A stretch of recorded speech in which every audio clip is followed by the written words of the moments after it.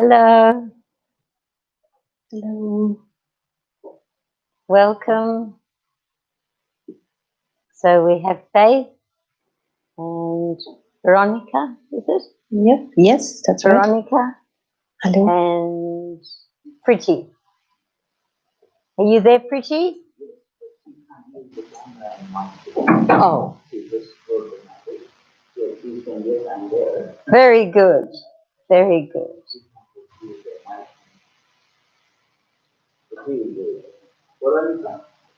Yes. Can you can you use your mic? I can see the camera. Mhm. Veronica.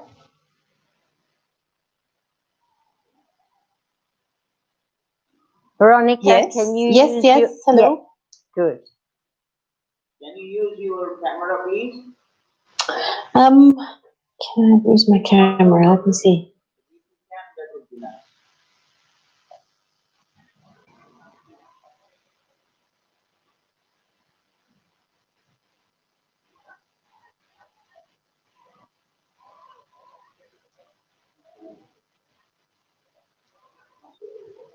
And Pretty? Oh, Pretty can't use it today. We can't see how pretty you are, Pretty.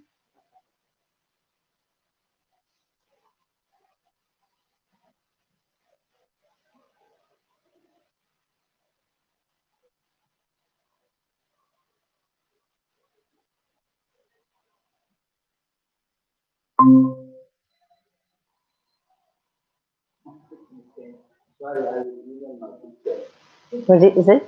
I will email you my picture. Oh, good. I am. Good.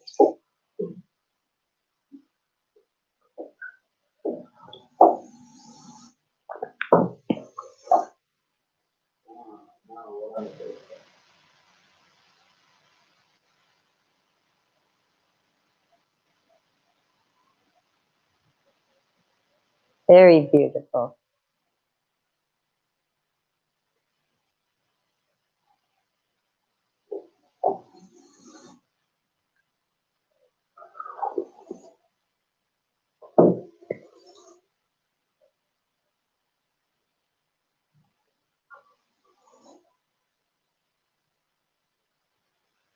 Shall I start? Start? Yeah.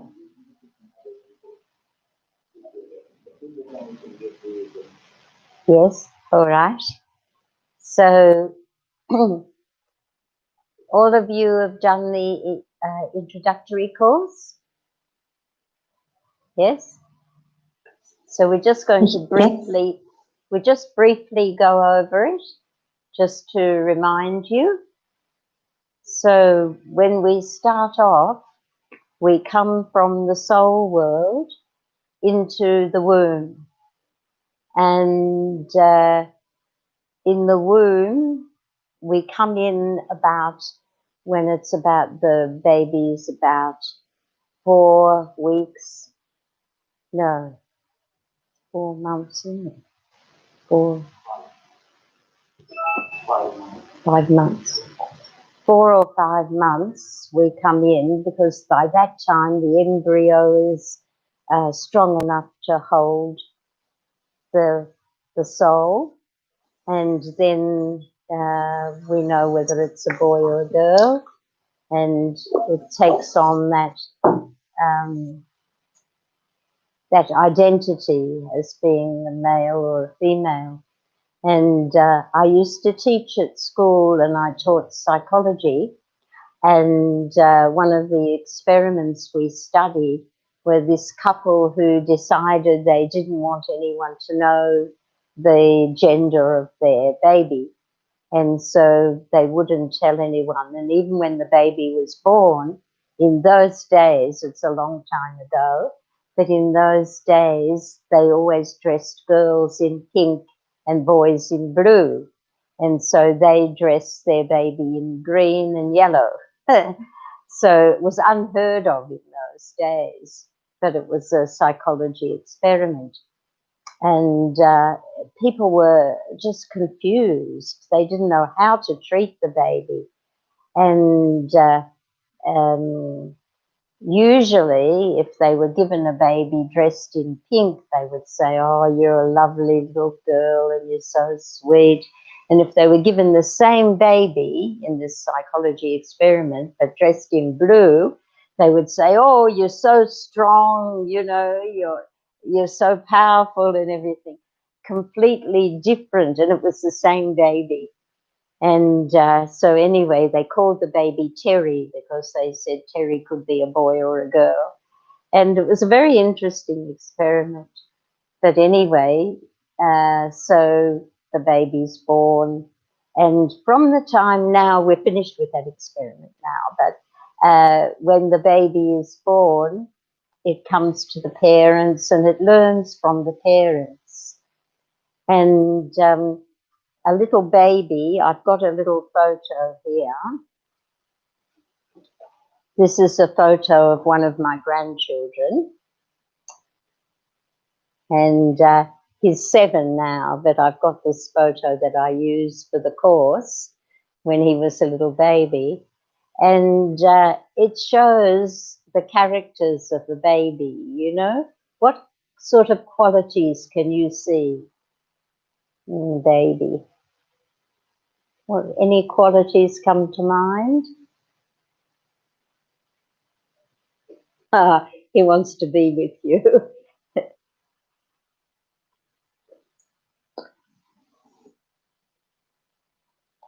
What qualities can we see in a little child, a little baby? Happy. Happy, yeah. Curious. Yes, yeah, good one. Cute, yeah. Open, sort of. Yep. Non-judgmental. Mm-hmm. Nikita, welcome. Welcome. Nikita, we're looking at a little baby and seeing what are the characteristics, what are the qualities we see in a baby.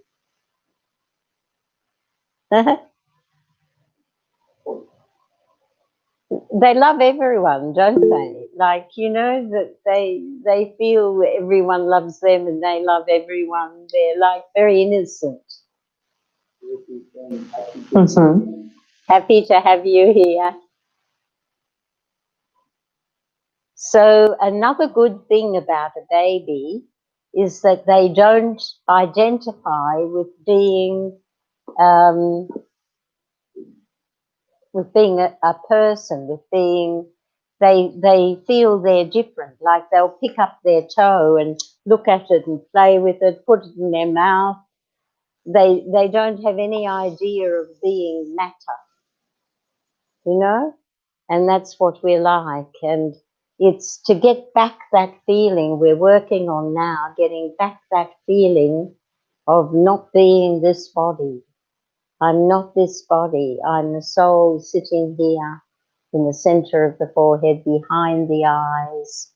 And this body is just like my car. I'm a driver and this is my car. And or a pilot and this is my aeroplane. You know, to keep reminding myself I'm not this great big body. I'm this tiny point of light. And in that tiny point of light is recorded all my births, everything that I've said and done and found out and places I've been to, everything is there in that tiny point. And when I came into this knowledge, computers were as big as this room. I don't know if you have any idea how big this room is, but it's very big. And computers were this big. And I thought at that time when they told me, the people who were giving me the course, told me, you know, that everything is recorded in this tiny dot that's smaller than the eyes can see, I couldn't understand that. I thought, how could it be? Even computers are this big, you know, to record things in. Sriram's showing you how big the room is. But now they have little chips that people put in their pocket, and I can understand more what Baba was saying, that you know, information can be kept in a small thing, and it's much more easy to understand than when I heard it for the first time. So everything is recorded. Now we can use this for our benefit. We can think to ourselves, well, if I'm going to record everything I say and do and everything, let it be worth recording. You know, let it be something good coming from me, not something cruel or hurtful or nasty or causing sorrow to people. So it's going to be recorded for all time. So it's a very interesting concept, and it'll grow on you. You know, it's now, I've been in this knowledge for 32 years, and now everything's so easy for me. But in the beginning, it's small steps, and every day you're learning something new. So I have a list here. And this is a list of different virtues. And if you would like to take a photo of it, I'll just put it on the green background.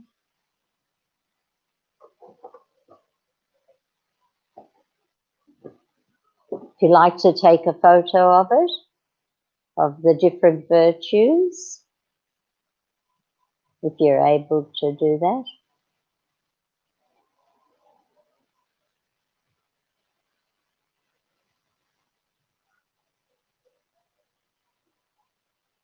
You all got that?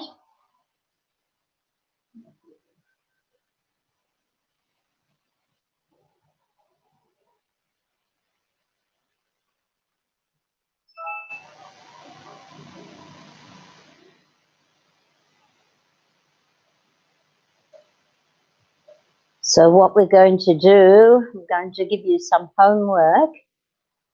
If you would like to do it, give yourself a mark out of 10 for each of those virtues and qualities. You do that at home tonight, or you know, sometime before tomorrow, and you can tell me how you got on. And then what we'll do is at the end of this course, we'll ask you to look at the virtues and the mark you gave and see what mark you'll give it then. So it means you've got time to work on each one, and you'll see some of them you need a lot of work on, some you don't need much, some you do, you keep to these virtues very well, but you'll get an idea of what you need to work on, and it's purely yours. You know, there's no need for you to share with anyone else. It's your own path, your own work that you have to do. And Baba says that none of us are perfect yet, so we don't expect that anyone will get 10 out of 10, but you just give an idea of what you think. Is that all right now? Has everyone got that, a copy of that? Yes. Good. Yes. Thank you. Good. So it's good that we've got something to work on, because that's very positive. If we have something that we can improve and see the benefit of this study. So is everyone happy if I call God Baba? It's an endearing term. It means dear Father. But if you're not, I can say God or the Supreme Soul, you know, any name like that. And No, Baba's fine. Baba's okay? Yes. Yeah, it's an endearing word. And so we're learning a lot. Baba is the only character who is absolutely perfect, who has never done anything bad, never done anything wrong, never hurt anyone. And yet he gets blamed for such a lot. You know, if there's lightning or thunder, they say it's an act of God. But Baba says, no, it's not his act at all. Everything is karmic. Everything is, whatever we do comes back to us. And so it's a very fair system, the karma accounts. So we have two accounts. One is profit and the other is loss. So if people like to write down things, you can get a journal or get a book for yourself, and you can write down whatever you do, which column does that fit in, because it has to fit in one. Either profit, and that's good karma, or loss, and that's negative karma. And you will get the return of whatever you do. And some things we've done in past births, and we're now getting the return now. It doesn't have to be in the same birth, and it doesn't have to be straight away. It could be years later that you get the return. But it's a very fair system. And so we don't complain and say, oh, why have I got this sore back? Oh, you know, because at some time, in some birth, this birth or another birth, I've either done something that's been wrong for my back, or I've done something to someone, and that's a return of it. And if we understand this, we don't complain, and you know, it's not a worry. We just know that this is something I'm putting right by having this karma. And so Sri Ram, does everyone know Sri Ram? So can you wave to them? So Sri Ram's looking after our IT. See him? Hi. Hello. He's wonderful. So he recently hurt his back, lower back, but he never complained. And I would ask him every day, how are you? How's your back? It's improving, he would say. It's improving. It's getting better. And so he made very light of that karma. He understood it's karma, but he made very light of it. And a beautiful story about him, when his mother left the body, he was only very young, in his 20s, and his mother left the body. We don't say died, because we don't believe anyone can die. The soul is light energy and cannot be destroyed. So his mother moved on to another birth, but people were crying there, and he said to them, go out. I don't want you here, because he said, I don't want her, my mother, I don't want the soul to feel that they've caused any sorrow, because the soul is going into a new birth, and his mother was a wonderful, kind person. And he said we should be happy for her that she's moving to another birth and everything's good. And she's giving so much good wishes to all of them. And recently, I was giving something to Sri Ram, and I saw his mother standing next to him, and she was looking so proud of him, so happy. And I said to him, you know, your mother was here just a minute ago, and she was smiling at you and looking so proud. And he said, I saw her too. So it was just like a vision that he saw her at that same moment that I saw. He saw her also standing next to him. So we have lots of proof that the soul cannot die. And same with my sister and brother-in-law were killed in a plane crash. And my brother-in-law was flying. He was a pilot. He was flying the plane. And he'd flown planes all over the world, never had an accident. And at that time, The plane crashed into a tree, and my sister and brother-in-law were both killed. And I was very, very worried at that time, very upset. And my sister came to me, just her face, and she said to me, "Sally, don't cry, don't be worried, I'm happy, I'm fine." And I was so excited, and I rang up my younger sister and I said, "Guess what? You know, Grace came to me and she was well and happy, and she said, don't worry," and everything. And my younger sister said she came to me too, and she said exactly the same. So if I would have just seen it, I could have thought, well, it's my imagination. But when my younger sister had exactly the same experience, I knew it was real.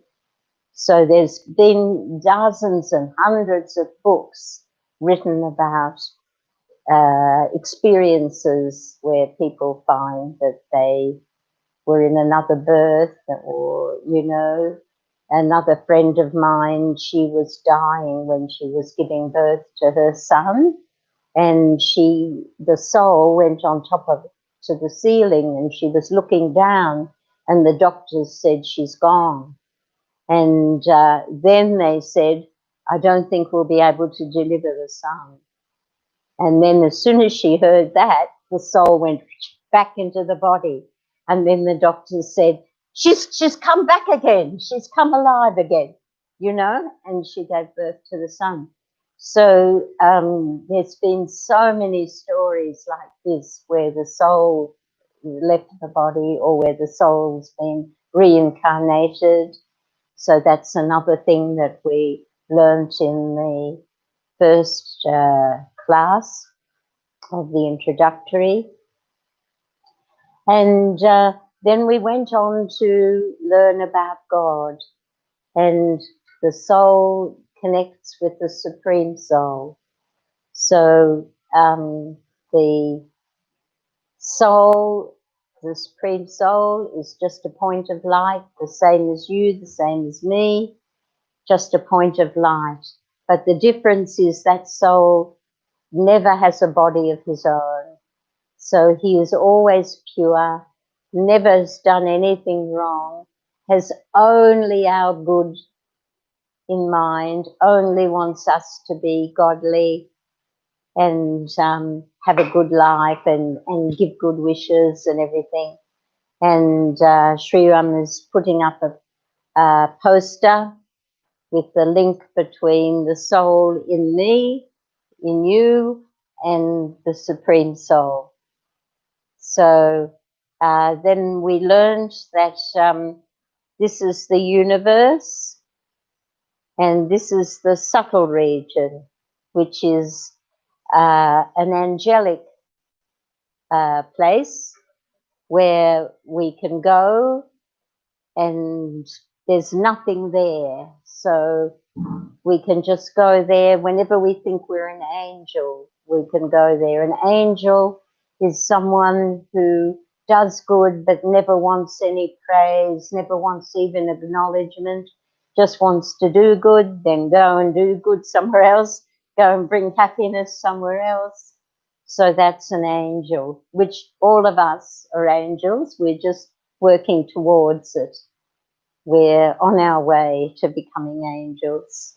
So that's the white represents the subtle region, and this golden red light is the supreme abode. And the supreme abode is where we come from. That's our home. And it's warm and it's comforting and it's absolutely beautiful. And there's nothing there except the Supreme Soul. And when we're there, points of light. We're there not in bodies, we're just in points of light. And we're not sitting or anything because we haven't got legs or anything like that. We're just there. And when it's our right time, we come down to the earth. And then this is us. We can connect with the Supreme. And we can do that in 1 second, in a half a second. We can do that straight away. We can just go there and be in that bliss.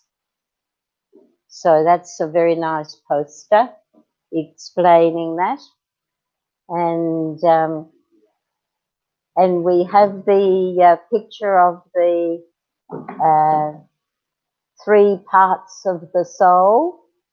So if you can see this, the soul, up here is the conscious mind that has thoughts, emotions, feelings and sensations. Here's the intellect, which has the understanding, memory and decision making. This is representing my body, the sense organs. And this is the subconscious mind, which is personality, habits and impressions. And if you remember, we'll go through a scene. So imagine that I see a cream cake and I think, oh, this is beautiful. I have the thought, I like that cream cake. I have the emotions, I want to eat it. The feelings and the sensation, I'll eat that cream cake. Then this is the child in me. The child in me wants what it wants, you know, a little bit temper tantrums. I want that cream cake. The intellect is like the wise parent. And the intellect says, look, I understand you want that cream cake. If you remember you had it last time and you make the decision last time when you had it, you said to yourself, I wish I hadn't have had that. Didn't do me any good. I would feel just as good if I hadn't have had it. And what do you think about that? And the child in me wants what it wants. I don't care what you say. You might be my wise parent, but I don't care if I eat it. I'll be all right. It won't hurt me. And I eat it. And then that sensation goes into the body and also goes into the subconscious mind. And there's an impression left. And so the next time a cream cake comes on, I just ignore this wise parent. I don't even ask the parent. I don't even pay any attention. I just eat it. And another impression goes in. And so it can become an addiction. And this is what can happen with smoking or alcohol or any type of habit that we get into. And so when we do the introductory course, you'll remember we focus on listening to the wise parent in myself. And then Daddy Janki, she was the head of the Brahma Kumaris. She left the body recently at the age of 104. And she was absolutely amazing. I knew her well. And what she was saying is that if you do anything 21 times, the impression or the habit will change. So if we were in the habit of being addicted to cream cakes, then if for 21 times we saw one but we didn't eat it, or if people are trying to give up eating meat, or, you know, some people are trying to give up having milk because it can bring cruelty to animals. Anything you're trying to achieve, if you can do it 21 times, and then the habit will change. So it's a beautiful thing, and it's everyone can use that and bring it into their life, because all of us do something that we shouldn't do, or we'd rather not do, that we're in the habit of doing. And it might be my interaction with someone. It could be someone in my family that I don't like or I'm angry at or something. And if for 21 times I talk to that person nicely and I see them in their best light, you know, in their best way of being, then I can change it. So an example of where we can cause harm by an attitude is if we think, for instance, that maybe someone we know, could be a relative or not, could be someone at work, could be anyone. If we think they're lazy, they will get that thought from us. They will pick up that Sally thinks they're lazy, you know, and they'll think, why should I do anything for her? She thinks I'm lazy, and that makes them worse. But if for 21 times when I saw that person, if I would say to them, you've got such zeal and enthusiasm and get up and go, you know, you're always willing to do anything I ask, you're happy. I look at them in a different light. After 21 times, they will start to believe in themselves. And this happened with students I taught at school. You know, sometimes they would be students who didn't do their homework and didn't care if they passed or not. And I would look at them in a different light and they would change. And, you know, it's something you can experiment on. Not to keep a bad attitude towards anyone. And even to myself, I used to always think I'm slow. And when I was at school, my reports used to have Sally is slow but sure. And I'd ignore the sure, and I'd just think they said I'm slow. They said I'm slow, you know. And this kept with me. And I remember once my mother was going, because I come from Melbourne, and my mother was going from Melbourne to Queensland. It was after my father had left the body. And I said to her, can you stop in Sydney and see me? And she said, no, I can't, because it's a package deal. And you just go to Sydney, you just change planes and go straight to Queensland. There's no break. So I said, don't worry, Mum. I said, I'll be at the airport and I'll see you when you go from one gate to the next gate. She said, no, no, no, it's too much trouble for you. I said, I'll be there. And when I got there to the airport, I couldn't find a place to park. And I said to the Supreme Soul, I said, what am I going to do? She'll be gone. I have to find a parking spot. And I looked up and there was one right next to me. And it wasn't there before, I'm telling you, it wasn't there before. Anyway, I parked the car and then I ran like an Olympic runner. I ran so fast. And I got rid of that idea of I'm slow. And I thought to myself, when I have to be fast, I can be fast. And as I got there, everyone else had got off the plane. She was the last one to get off the plane, and she was holding on to the attendant's hand. And she said to the attendant, didn't I tell you she'd be there? And went on to the next plane, gave me a hug and went to the next plane. And, you know, it's just an example. We don't have to have any preconceived ideas about ourselves, about anyone else that are negative. We can have ideas that are positive, that uplifts them, but we don't have to have any negative ideas about anyone. So, and this is the 21 times that you can practice something. And anything that you do, any changes that you see in yourself, if you can report them to the group, tell us about it. It encourages others to experiment and try things too. So this poster is about all the different religions, upside down, all the religions the right way up, and every one of them sees God as light. So it's a very interesting thing that goes through all the different religions and what they think of the light.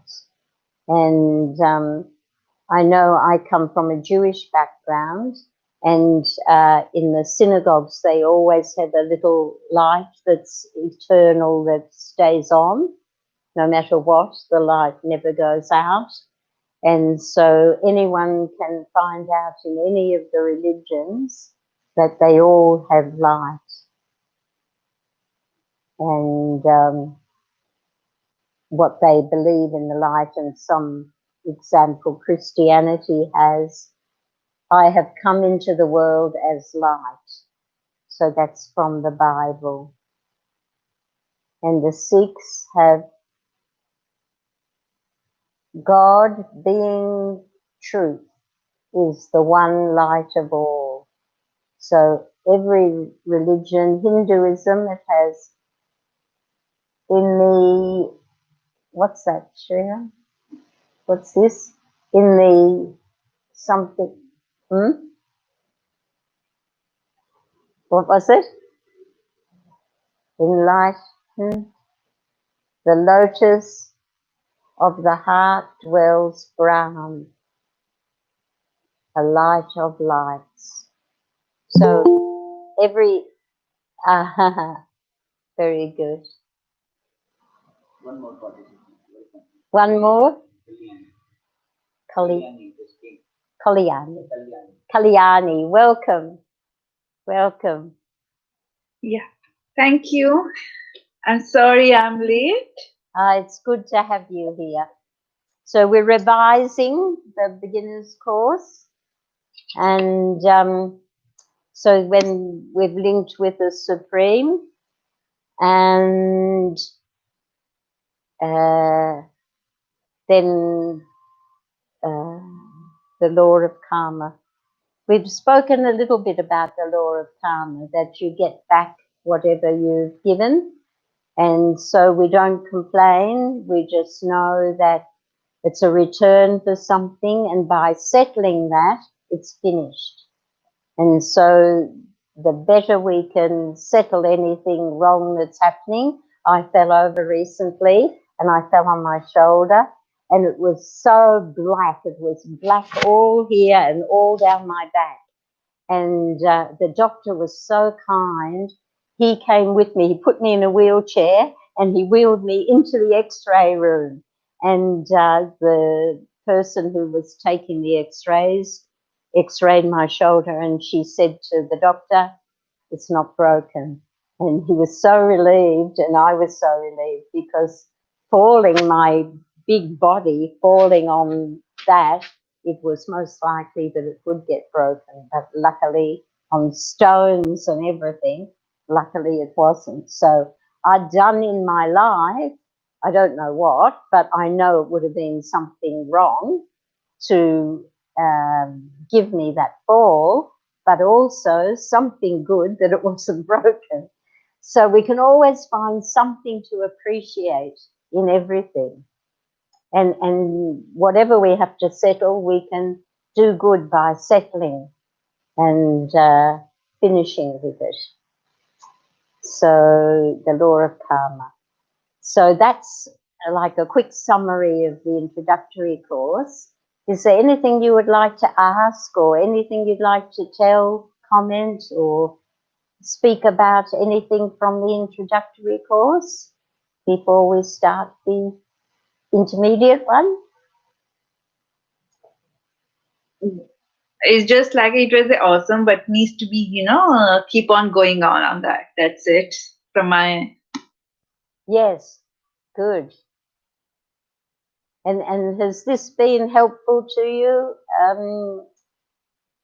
This course, that yes, the introductory course opened your eyes to things that you didn't know before. When you did the introductory course, you learned new things. Yep. Good. Good. Well, is everyone ready to start on the intermediate then? So the intermediate course, it explained for me everything I wanted to know, like why we're here, how we got here, where we've come from, where we're going, what's the point of everything. So hopefully you'll get all that from it. But you're welcome to ask questions at any time, whether you want to speak or write it, whatever you want. Whenever you think of a question, just do it. Put your hand up and we'll go through it. So, could we have the cycle, Sriram? Thanks.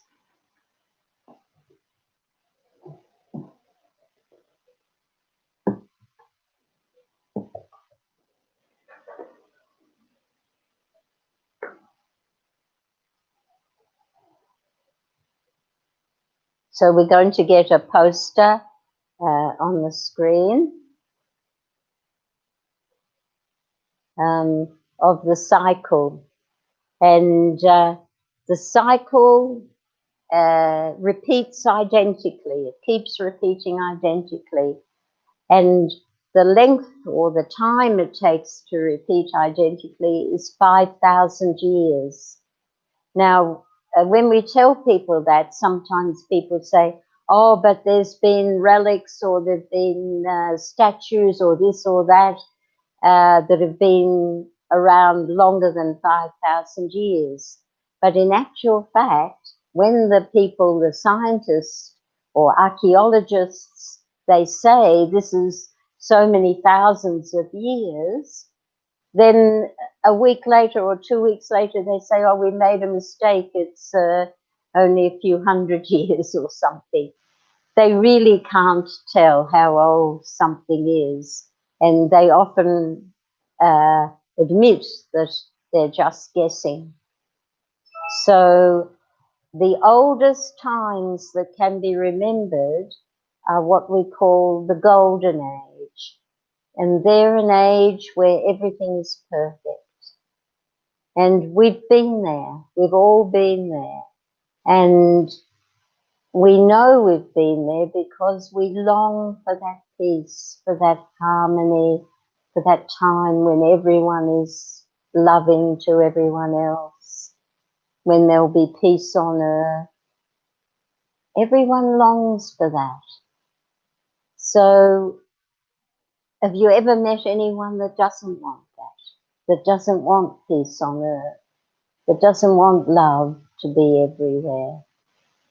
It's in each one of us.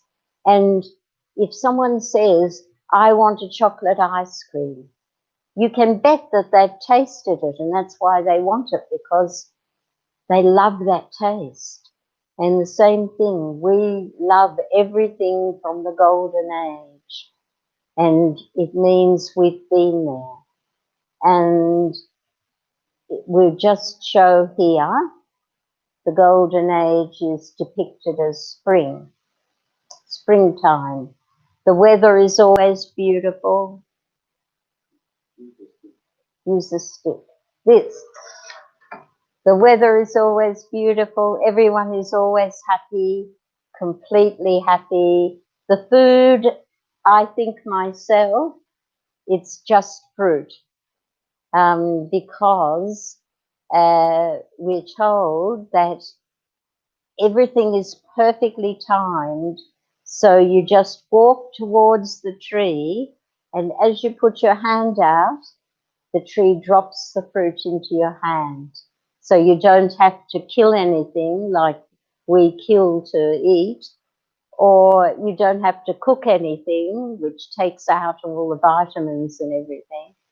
But the fruit is there, and one fruit to eat will be all you need all day, because it's so fresh and nourishing, and there's so much goodness in it. And so we don't have to spend time cooking or anything like that. And everyone is kind to everyone. What we believe is that we won't name things in the Golden Age. Like, we won't say that's a tree and this is a light or anything like that. We will just see everything as a whole. Everything is like you look at a picture or a photograph, you see the whole thing in one look. And so everything is absolutely perfect. And then we come to, you got a picture? Oh, magic. So this is a picture, it's only imagination because, you know, we don't really know what it looks like. But this is a very nice picture of a fountain here, flowers, trees. It's like a little place where you can sit, and river and palaces where people live, and here's people and dancing. So it's just to start the imagination going because we don't really know, but the colors we know will be very bright. And an example of that is a child, again going back to psychology. They've done experiments with a child and they've put all the different colors in front of the child, and every time the child will go for bright red. That's what they'll pick out of all the different colors, some bright, some thin, some, you know, pale ones and everything. Children will go for the bright red. And so you can see there's all colors, but bright red is something very happy, you know, it's a happy color. And there's the fruit on the tree, the birds. We wake up in the morning with the birds singing, and we're just happy and easy, carefree. And there's demons, we call them. They're like a little aeroplane, and they have a button that you press, and you think of where you want to go, and they take you to where you want to go. So they can, the technology or whatever helps the little demon, the little plane, to read your mind. So there's all sorts of amazing things happen. But anyway, it's in your imagination too, because you've all been there, and you will think of things there that you would like to share with us. And then what the understanding is that everything starts new and gradually gets old. It's called entropy.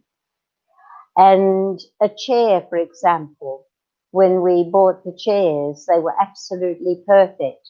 We've had them for many, many years now, and still a lot of them are perfect, but some of them have got marks on them, some of them got a scratch on them. You know, this is entropy. Everything starts new and gets old.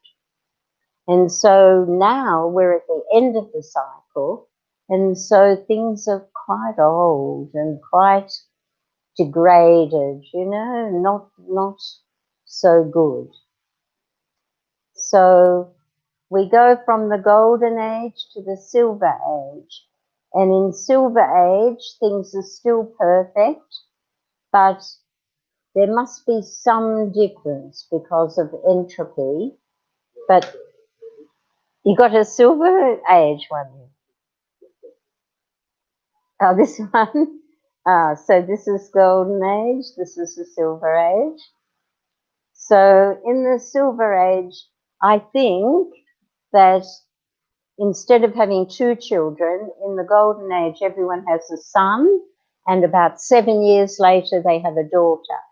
So it's easy for families, that's all they have. Everyone gets married, everyone has a perfect marriage, nothing but happiness, and everyone has a son and then a daughter.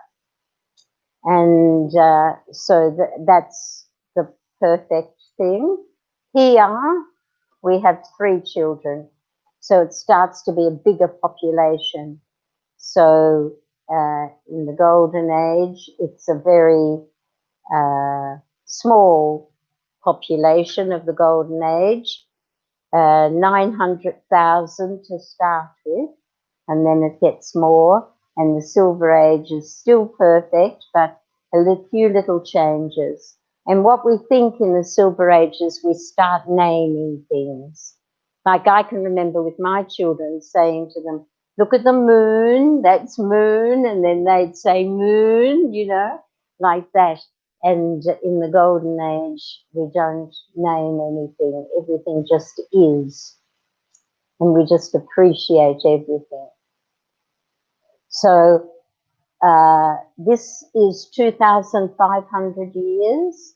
So for 2,500 years, we live in bliss, in perfect harmony. There's no such thing as an angry word. There's no such thing as a negative feeling. Everything is perfect. And some people say it's utopia. There's all different names. Paradise. All beautiful names for heaven on earth. And in all the studies of all the different religions, they say there will be heaven on earth. In the Bible, they say there will be heaven on earth, the lion will lie down with the lamb, and there'll be no more crying. And that's the Golden and Silver Age. The animals will not eat other animals. It's a terrible thing to think an animal can eat another animal, you know, or that we can kill animals. So that won't exist for all. We're getting back to the Golden Age. Yes, here we go. And then, so all that, half the cycle is perfect. Then comes a time in this law of entropy where something happens, we don't know what, but starts to be maybe a nasty word, or someone might criticize someone. Anyway, the Supreme Soul, all this time we have no knowledge of God. No knowledge of God. We do have knowledge that we're a soul, and we do have knowledge that this is our car to drive, like it's not us. We realize it's not us. But then what happens here is we start to remember God. And when we remember God, we haven't got a picture of the Supreme, but when we remember God, the Supreme Soul sends down very important souls who are the leaders, the founders of different religions. And they're sent down in the Copper Age to help keep the world from going bad, to keep the world in a little bit of kindness and generosity. And the first one is Abraham, and that's the Jewish religion. And with Abraham, the story of Abraham is he was the first Jewish leader, and his wife couldn't conceive. Her name was Sarah. She couldn't have a child. And so she agreed with Abraham that he should have a child by her maidservant. Now, in those days, you know, everyone had children, and so they agreed that he could have this child, and this child, when it was born, they called him, it was a son, and they called him Ishmael. And then Sarah became pregnant, because what happens is when the person relaxes and she's not trying to conceive, it just happens. And that's happened with friends of mine, you know, in this birth. And so that's what happened. And so they had another son, and that son was called Isaac. And then Abraham, he started to worry about Isaac, because in those days, and sometimes in India still today, the eldest son gets all the inheritance and the other children don't get anything. And so Abraham started to be concerned about Isaac, that Ishmael would get the whole inheritance and everything, and Isaac wouldn't get anything.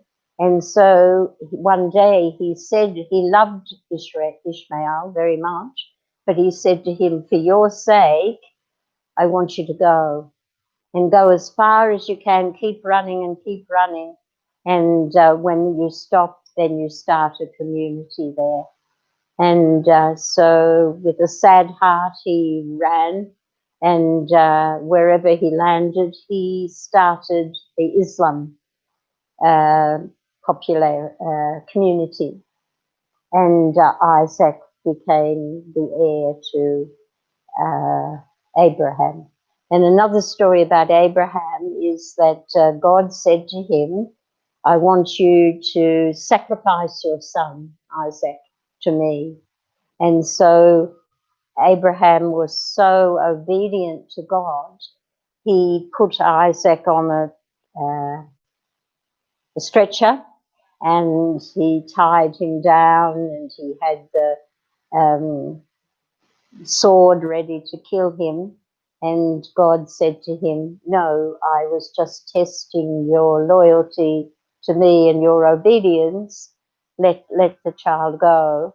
And so he said, sacrifice a goat instead. And Abraham did that. So lots more stories, but you can read stories about all these founders. There's amazing stories of miracles and things.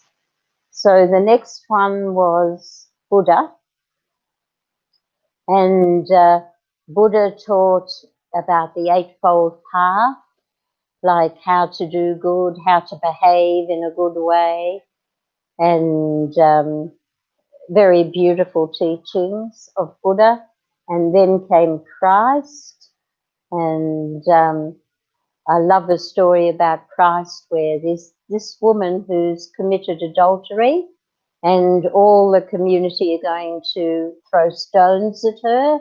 They've all got their stones ready to kill her.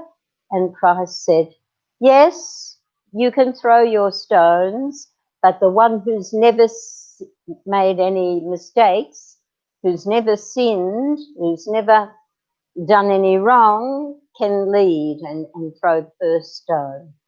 And gradually they all put their stones down, because they knew none of them had been perfect, and no one else there was perfect. And so the woman went away. So there's many beautiful stories that Christ, about the early Christian days. And this is Mohammed. And there's no picture of Mohammed because he would never allow any picture of himself. He didn't want to be the one people prayed to, but he wanted them to pray to God. And even Christ, there's a saying where Christ said to his followers, don't pray to me, pray to my Father who's in heaven. So all these, the main religious founders understood that they weren't God. And it was a big thing because everyone thought they were God, but they knew that they were just representing God, but they were human, not God. And so that's them. And that's the Copper Age. So the Copper Age, have we got the trees again? The Copper Age is the autumn. If you take these as seasons, that's spring, summer, autumn, and winter. So the autumn is very beautiful with all the coloured leaves, and it's symbolic of the Copper Age where there's all the different religions and all the different philosophies and ideologies and everything. And then we come to the Iron Age, which looks pretty forlorn. Things are getting worse. And a lot of wars and everything taking place. There's one big religion that comes in the Iron Age, and that's the Sikh religion. that came about 500 years ago, and that's the main cycle. And here's the confluence age. And confluence, it means the meeting point. And so it's where the old meets the new. And it's a short age. So all this is 2,500, all this is 2,500. And the confluence age is probably about 100. And it's on top of the Iron Age. So the Iron Age is still going, which means at the moment there's still atrocities happening, you know, and girls, for example, sold as slaves, and bad things, very bad things happening, murders and rapes and bad things happening. So it's underneath this confluence age. The confluence age is the age when we meet God. And so it's a beautiful time. And because God doesn't have a body, he comes in the body of Brahma. And we've got a picture of it there. We've got a picture of Brahma. And Brahma Baba, Baba meaning God, meaning dear father. So Brahma Baba, he was given the name Brahma by Shiv Baba. Shiv Baba is the name for God. Shiv Baba. Shiv means a point or the benefactor. So this is the name of God. Shiv Baba is the father who is a point, and also he gives. He doesn't take anything from anyone, he gives. Now there's a picture of Brahma Baba, and we had an artist came once to do a retreat here, and he sat for hours drawing from the photo. And I said, do you like that photo? And he said, it's the most beautiful face I've ever seen. And so when we have drishti, when we look at the picture and we take that vision of the high vision that Brahma Baba has on us, or even Shiv Baba, it really helps us to improve. And Brahma Baba, he has his soul sitting there, and Shiv Baba, who doesn't have a body of his own, comes into Brahma Baba. And so Brahma Baba has the two souls sitting there. And this is pure, very pure. We can have it in life where people have what we say they're possessed. Have you heard that? You know, someone's possessed, and that means another soul has come in. But that's nothing to do with this. This is just a pure vehicle for Shiv Baba to talk to us. And what happened when he started coming in Brahma Baba couldn't understand, wrote on the board 100 times. You don't want me on the picture. He wrote on the board 100 times, I'm a soul, I'm a soul, I'm a soul. And his family thought he'd gone mad. And it took him years and years and years to realize what was happening, that God was actually coming into his body. And very beautiful soul. There's many, many people still alive who knew Brahma Baba, who say that he was the most amazing soul, and so kind and so positive. And we've got many books written about him that you can read and find out more. And the children who came to him to study with him now are in their 90s, but they still clearly remember him and how he was. So that's the confluence age. And we know that before an age, there will be a war. And there's a lot been written about this Mahabharat war. And be earthquakes, there will be fires, there will be years, there will be everything. Like many countries will be just covered with water. Amazing things will happen, atomic bombs, everything will happen, and everyone, all the souls will go home to the soul world, nirvana, you can call it, Brahman, the land beyond sound.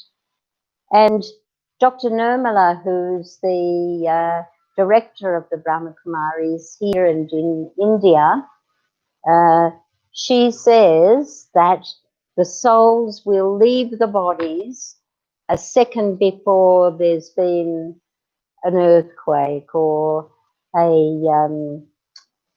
tsunami or any someone's going to kill them, anything. The soul leaves just a second before that, so they don't actually feel the impact.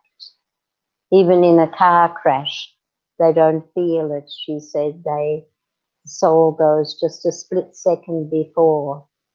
So we won't feel any of this Mahabharat war, but it will be very bad and all the souls will go back home a split second before. And all the bodies, like billions of bodies, how many billion?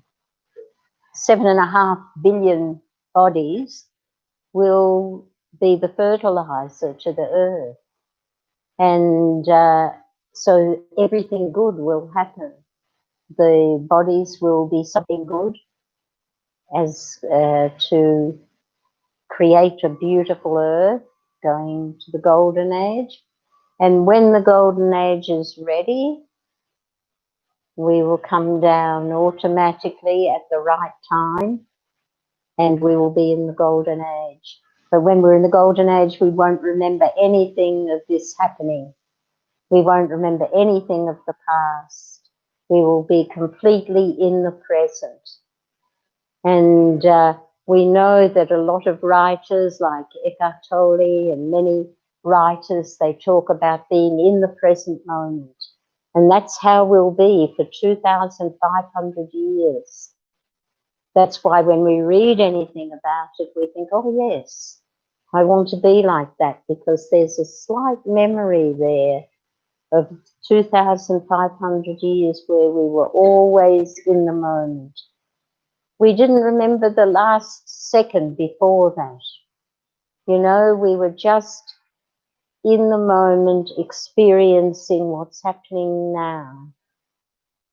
You know? And when the moon moved or the sun moved or the stars came out, we just knew now is the time to go to bed. We didn't have to think even, we just knew what was now. And today we spend half our lives worrying about what we've done in the past or what someone's done to us. And all of that is wasted. It's wasted time. Or thinking what's going to happen in the future, what's this one going to say, what if this one doesn't like me? You know, most of the things that we worry about never happen. And we lose the beauty of this moment. It's disappeared. So if we think of the cycle, we can go back to, in our minds, to how we were here, or even here. And we can let go of all the negativity of the Iron Age, where there's been so much upheaval. And now the Confluence Age, where we get this knowledge from the Supreme Soul. So any questions about that? Yes. Faith, is it? Faith. Yeah, hi, Sal.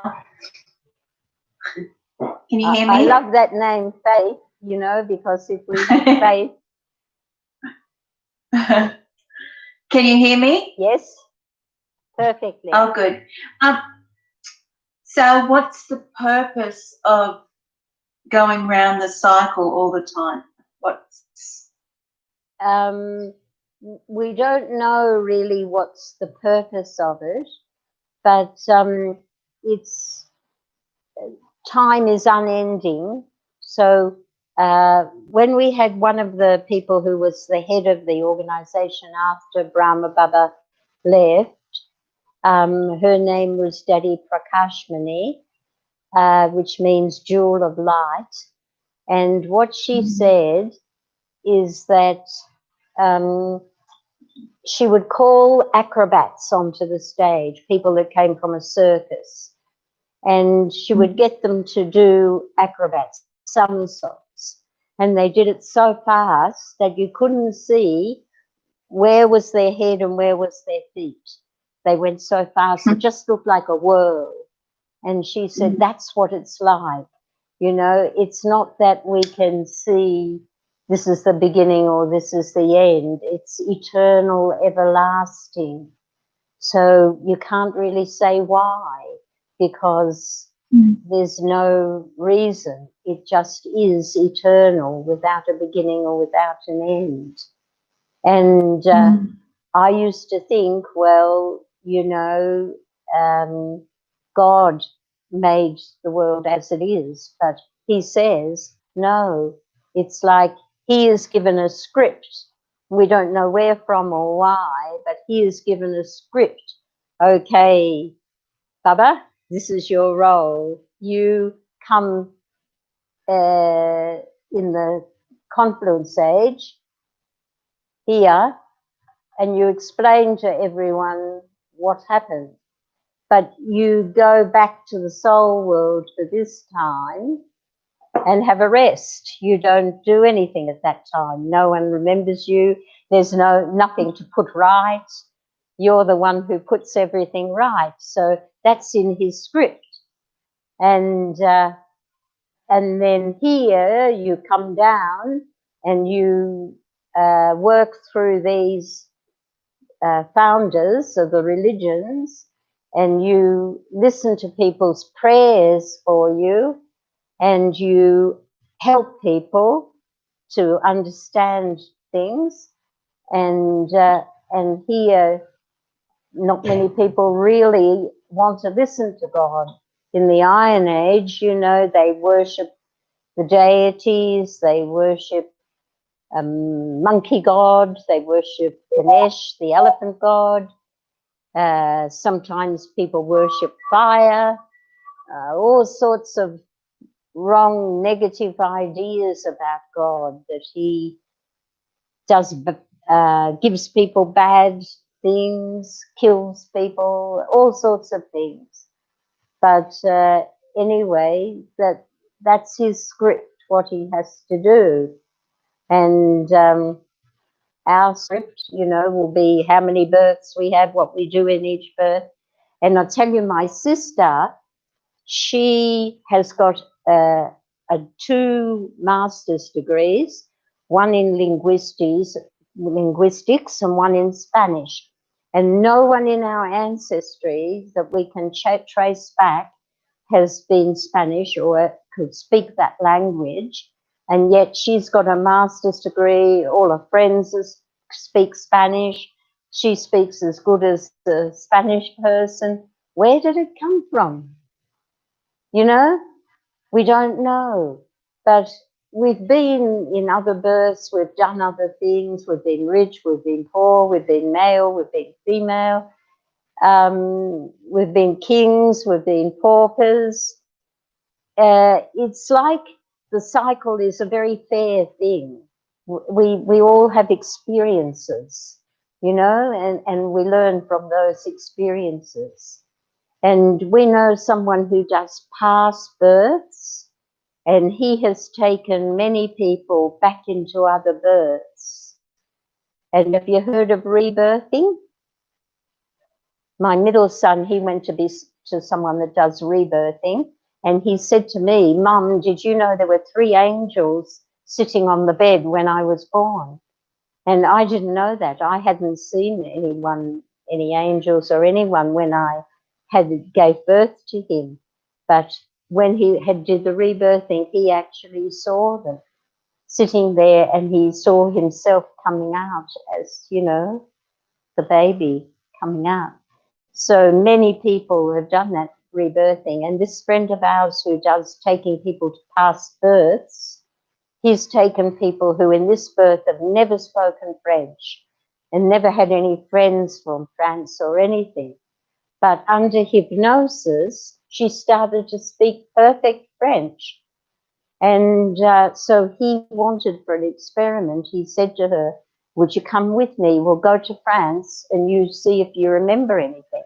And she remembered everything. When they got there, she said, now go down this street, that street, this street. She said it in perfect French. And you'll come to the place where I was born.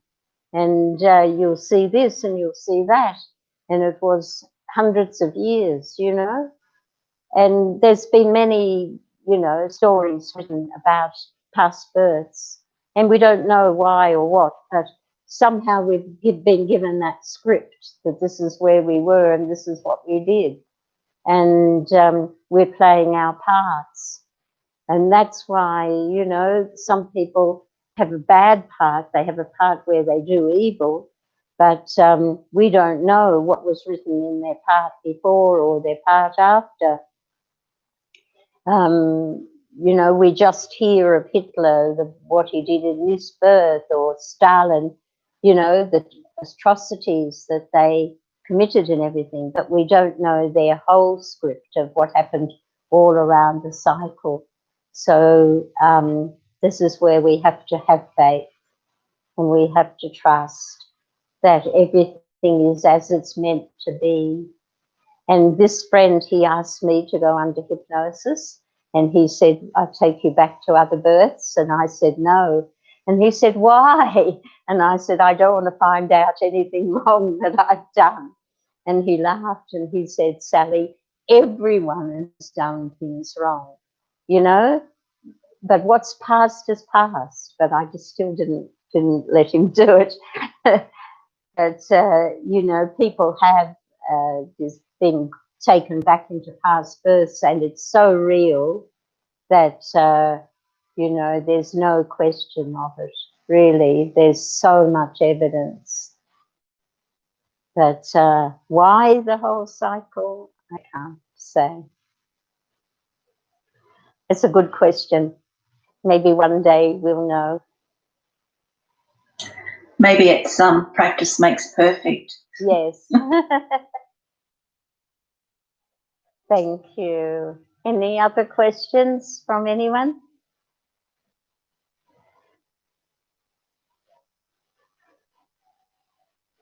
It's all okay? So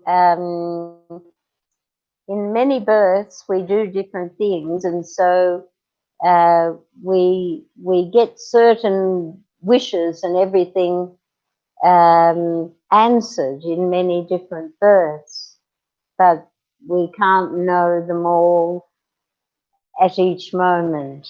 You know, we go through them at that time, and amazing things happen. Like at the end of this building, down the bottom of the property, there's an old home. It's about 100 years old, and it's made of big stone, big blocks of stone. And they, in the olden days, they didn't put cement. They just put each stone in so it fits perfectly. Has anyone been here and seen the stone cottage? Yes. What do you think of it?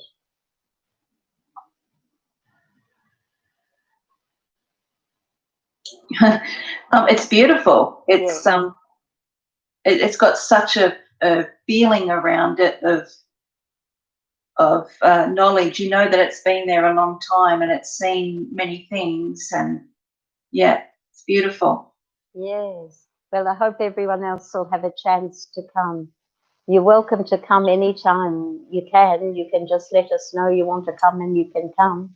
And behind further, a little bit further, there's a creek. And in the days when that cottage was built by a doctor, that cottage, which is so beautiful, And at that time, there were no other roads, there were no buildings, there were no,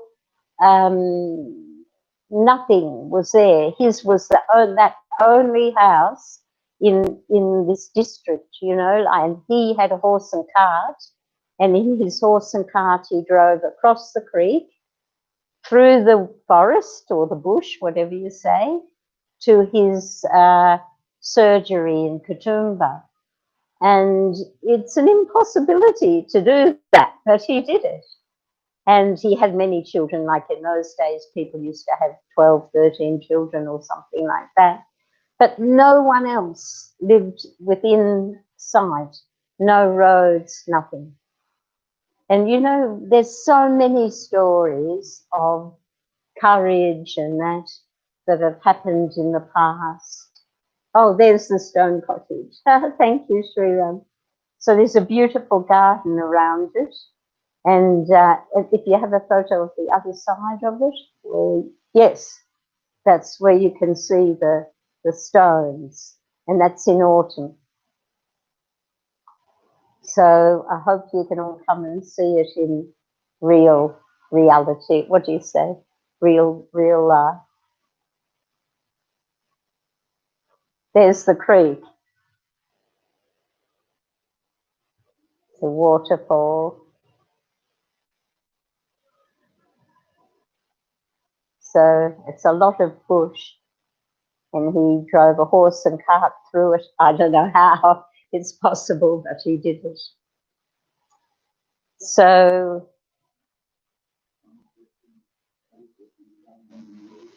we could have a little meditation. Yeah? Yeah? Yeah? Yeah?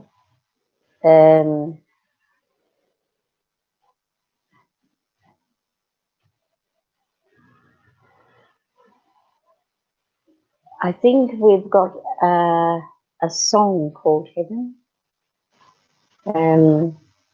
Let me take you in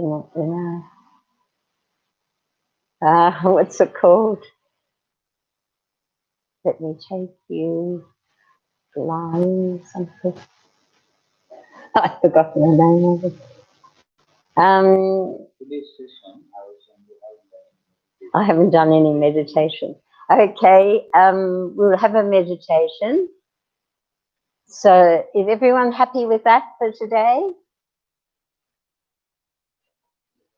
Yes? Yes, yes. Yes? It's a lot to think about. Don't think too much. Just sort of let it sit there. And we'll go on tomorrow. No, next week. Next week.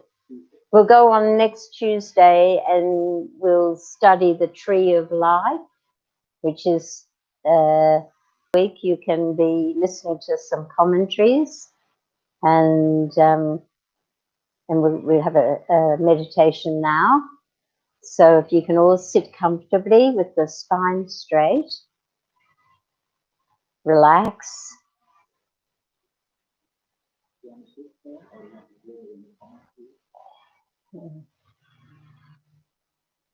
I can talk.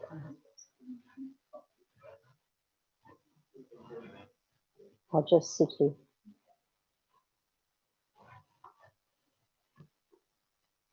So I focus my mind on the center of my forehead. There I sit behind the eyes, the third eye of knowledge. These two physical eyes and one spiritual eye. I focus on the eye of knowledge, of wisdom, of spirituality. I gently focus my eyes on the point of light behind me. Is that good? The point of light behind me. It's a picture of the Supreme Soul, just a point of light, like you, like me.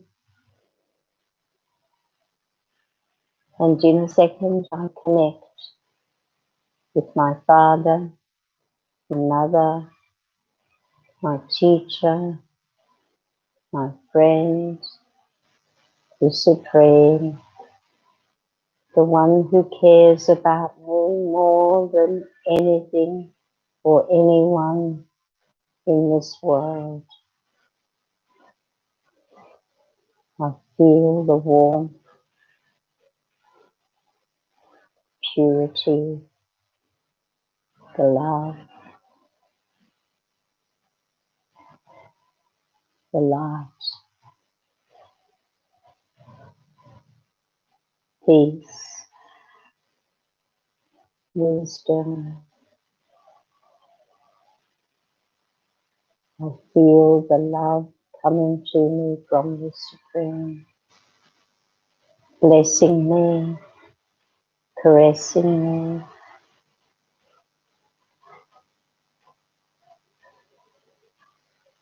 That soul has so much love for me, trust in me, faith in me. That soul never holds anything I've done against me, but the love only gets stronger and stronger. And his help wherever I need help is always there.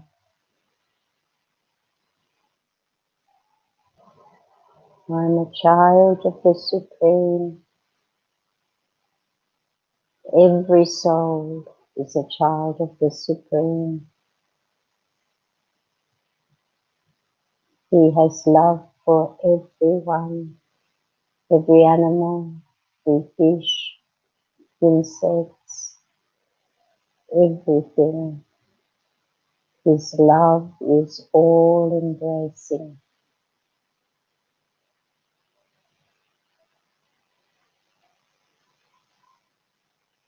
He will never let go of my hand.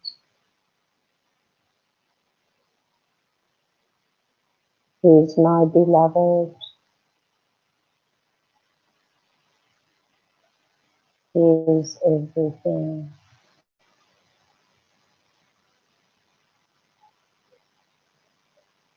And I make a promise to myself that I'm going to spend the rest of these days in this birth making effort with love to become godlike, divine.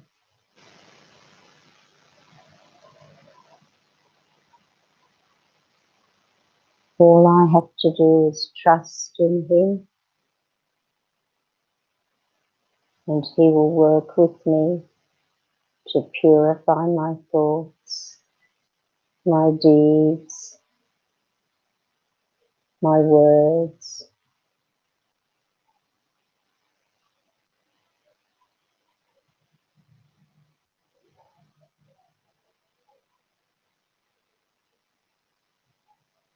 I sit in silence with the Supreme.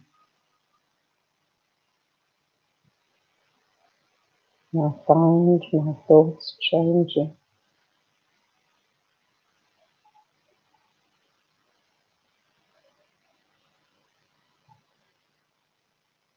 Everything depends on the company you keep. So I will keep company with the Supreme, with Baba, as much as I can. And that company will help me to grow spiritually, lovingly.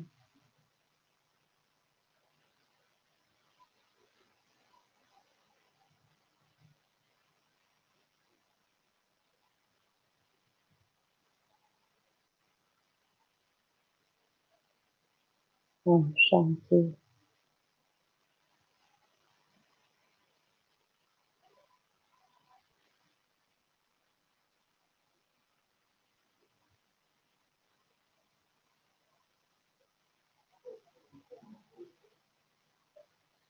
So thank you very much for being here, and it's lovely to have your company. And if you want to do that exercise of giving yourself a mark out of 10 for those virtues and qualities. Is someone saying something? Ah, thank you. Thank you. And you don't have to show anyone, you can just do it for yourself. And at the end of the lessons, we'll get you to do another mark out of 10 and see if there's been an improvement. See if you've felt different about it. And think of any questions that you want for next time. And so you remember who you are, a child of the Supreme, and how much you're loved. Okay?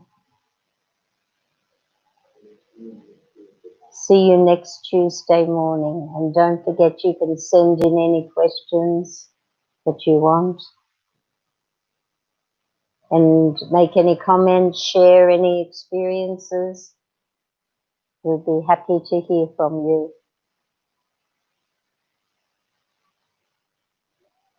Do any of you live close enough to come and visit?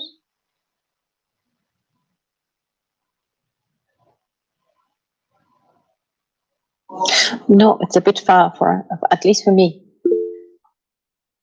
It's far. But Sally, it's good to see you. Yes, good to see you too. Anyway, we'll keep sharing what we've learned, and we'll see how it sits with you. And any questions, even if there's questions we can't answer, we can ask our senior teachers.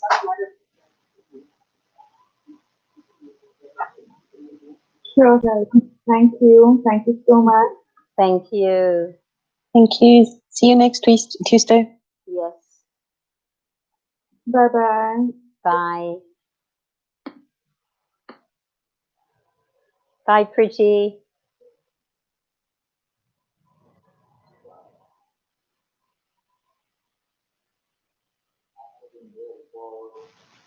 Wonderful and happy ever, happy ever.